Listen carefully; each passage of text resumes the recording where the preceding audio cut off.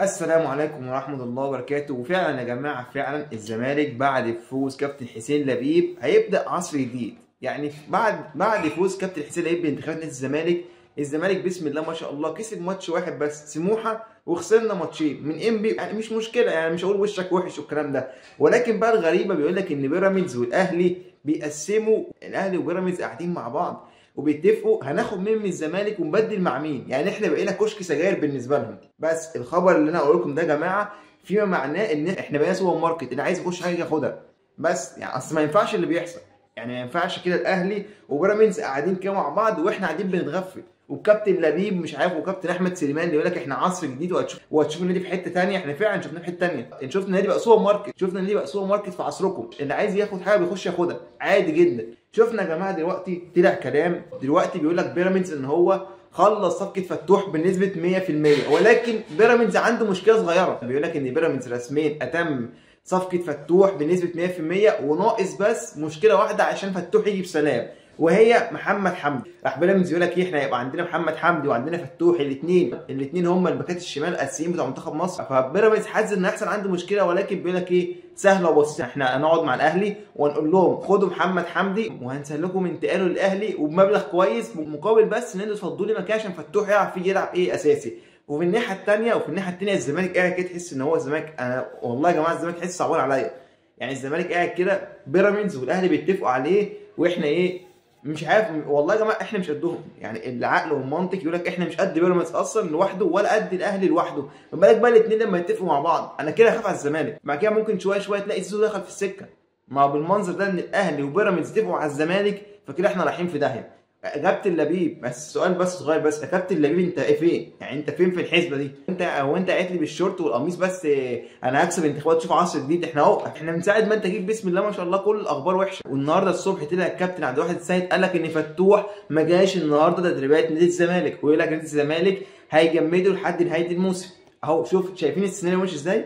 اللعيب اصلا ماضي مع بيراميدز، وبيراميدز قاعد مع الاهلي وقال له خد محمد حمدي عشان انا مش محتاجه، عشان انا غفلت فريق اسمه الزمالك وغفلت رئيس اسمه كابتن حسين لبيب واحمد سليمان، اللي هم قاعدين يقول لك ايه احنا هنشوف عصر جديد، الزمالك هيرجع لهيبته القديمه. ده انتوا ضيعتوا هيبته اكتر ما هي ضايعه. بس كده يا جماعه في الاول وفي الاخر انا نفسي بقى اشوف ايه كابتن حسين لبيب اللي هو جاي ويقول لك احنا هنشوف عصر جديد، والكابتن احمد سليمان يعملوا ايه.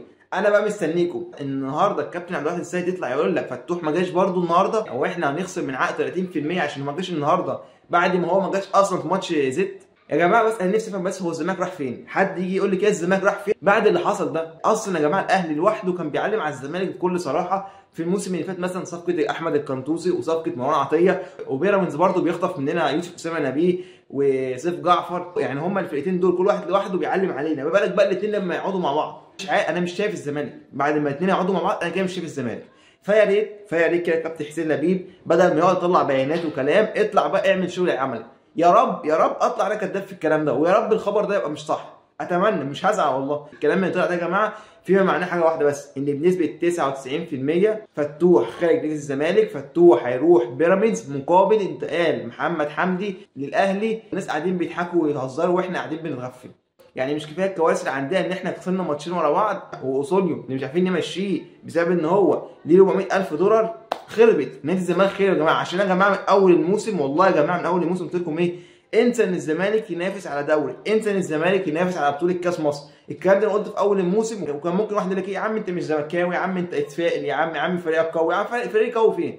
يعني فريق قوي فين؟ فريق اصلا بالمنظر ده كده بعد اتفاق الاهلي وبيراميدز. والله يا جماعه انا بقيت قلقان على الزمالك، انا بقيت خايف على الزمالك، بقيت خايف على لعيبه الزمالك. ده في كلام اصلا ان صبحي هيتخطب، ده في كلام اصلا ان صبحي بيراميدز هياخده، وده انا بشجعهم عليه. يعني محمد صبحي خدوه، وعلى راي المستشار مرتضى منصور خدوا عليه علبه شوكولاته هديه. مش عايزين محمد صبحي لكن سيبوا فتوح. الكلام ده يا جماعه زي ما احنا شفنا امبارح الاعلامي هاني حتحوت اللي هو مقرب جدا من نادي الزمالك واللي هو اصلا زملكاوي بيقول الكلام اللي انا قلته، ان في اتفاق حصل ما بين الاهلي وبيراميدز على انتقال محمد حمدي للاهلي، علشان بيراميدز اتم صفقه فتوح بنسبه 100%، واللاعب مضى وخد مقدم التعاقد وكل حاجه. فهي المشكله بس اللي عند بيراميدز ان محمد حمدي فتوح مش هينفع يبقوا في فريق واحد، فبيراميدز قال لك لا انا هختار فتوح مقابل انتقال محمد حمدي الاهلي، يبقى انا حليت المشكله اللي عندي. وبرده حليت مشكله الاهلي ان هو جبت له باك شمال مكان علي معلول والدنيا هتظبط معاه، مع العلم اصلا ان انا شايف ان الاهلي مش محتاج باك شمال، يعني انا شايف ان الاهلي مش محتاج باك في ظل وجود كريم الدبيس. كريم الدبيس اصلا امبارح عمل ماتش عالي جدا. كريم الدبيس ده يا جماعه محتاج بس كام ماتش وهيقعد علي معلول دكه عادي. اللي شاف امبارح كريم الدبيس وشايف في ظل ان المستوى كله تعبان وهو كان متالق، فما بالك بقى الفريق لو فايق. احنا برضه يا جماعه اهم حاجه على راي برضه الاعلامي هاني حتحوت ان احنا لسه بقالنا 6 سنين بجهز عبد الله جمعه. مش هتكلم كتير يا جماعه، احنا عندنا عبد الله جمعه زي صالح جمعه، ده لعيب ما كانش ملتزم، ده لعيب ملتزم بس ما بيلعبش برضه، يعني مش فارقه، هو بياخد مرتب وخلاص. بس كده يا جماعه، في الاول وفي الاخر ده كان راي شخصي، راي حد دلوقتي ان الجمهوريه مفتوحه، والسلام عليكم ورحمه الله وبركاته.